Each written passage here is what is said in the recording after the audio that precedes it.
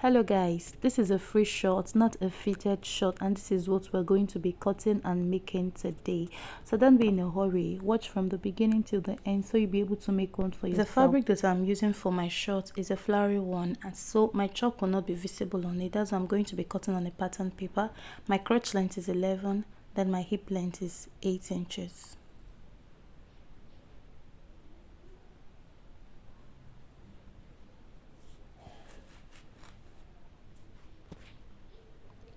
So my crotch length, that's where I'm going to be taking my thigh measurement or my lap measurement. For me, I am 26. I'm going to be using 26. So I marked 13, and then the half of 13 is 6. That's the point I just marked.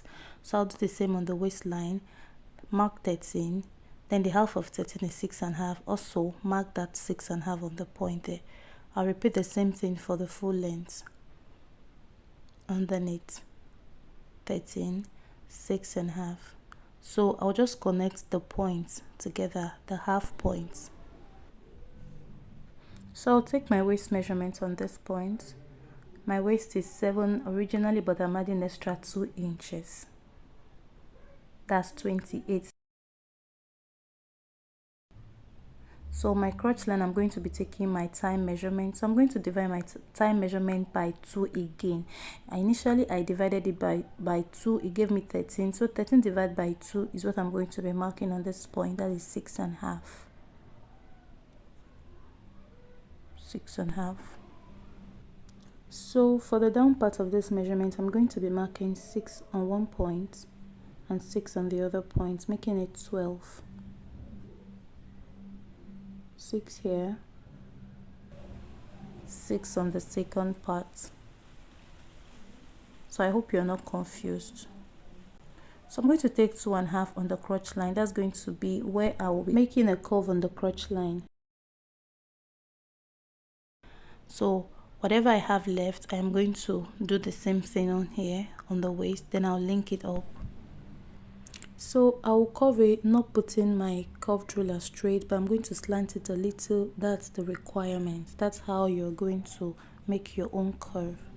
So I'll just connect the points from the crotch line onto the full length here, and then from the waistline down as well.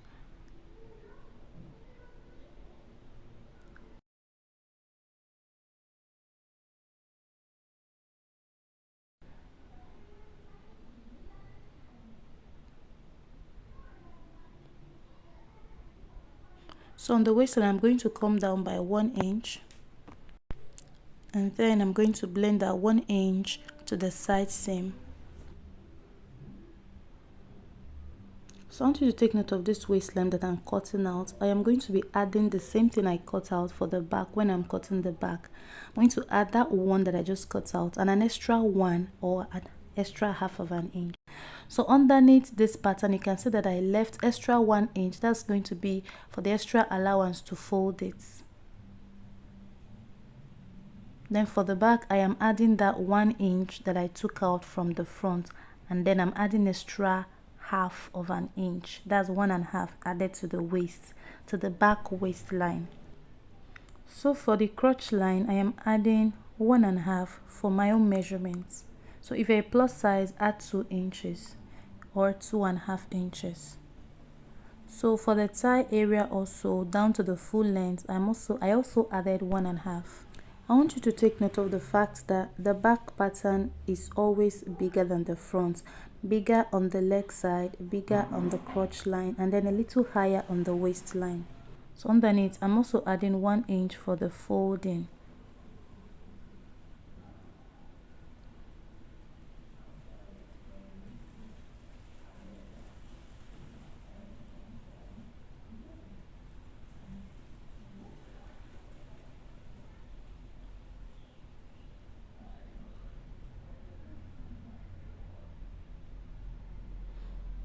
You can see that the waistline is a little higher.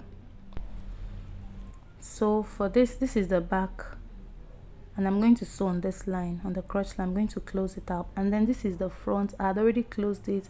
I'd added the zip as well. I'll be leaving a link in the description for how you can achieve this fly zipper as well. So I'm not adding the video because it's going to be very long, and I already made a video to that effect, so I'll just be leaving it in the description.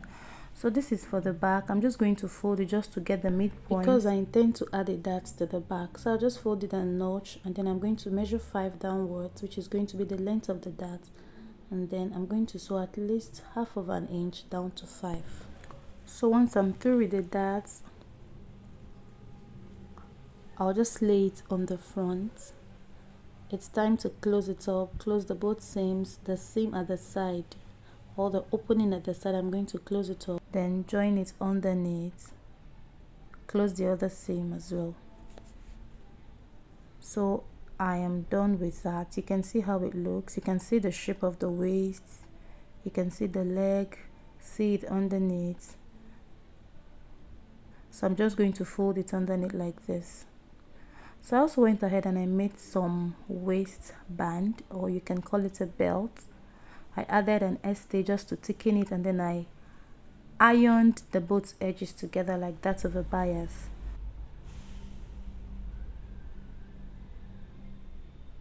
So I'm going to leave out half of an inch at the edge before stitching on it.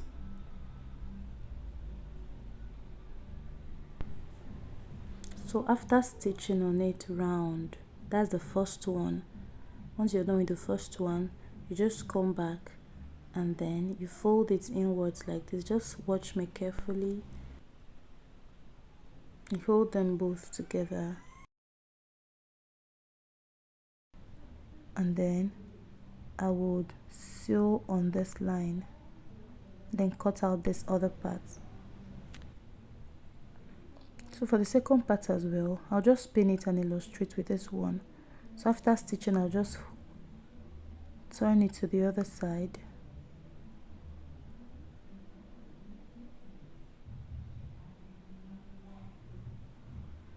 Once I flip it over to the other side, I'm going to have something like this, and then I'll just stitch on it. So this is the result of what I have. This is neatly done already.